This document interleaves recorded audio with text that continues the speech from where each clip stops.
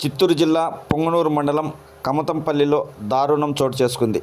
తల్లితో కలిసి ఇటుకలు బట్టి కూలి పనికి వెళ్లిన మైనర్ బాలికపై గణేష్ అనే వ్యక్తి అత్యాచారం చేయడంతో మనస్తాపానికి గురై బాలిక మృతి చెందిన సంఘటన జరిగింది.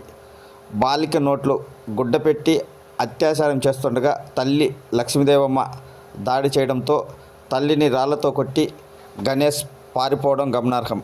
ఈ సంఘటనపై పోలీసులు దర్యాప్తు చేస్తున్నారు. పూర్తి వివరాలు తెలియాల్సి ఉంది.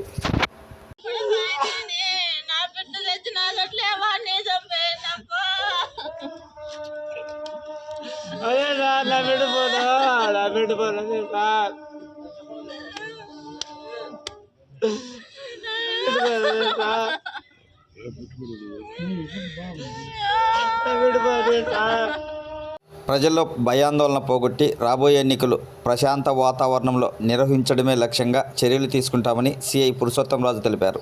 కడప జిల్లా మండల కేంద్రమైన ఒంటిమిట్టలో డీఎస్పీ షరీఫ్ ఆదేశాల మేరకు ఎస్ఐ మధుసూదన్ రావు ఆధ్వర్యంలో కేంద్ర సాయుధ బలగాలతో కవాతు నిర్వహించారు.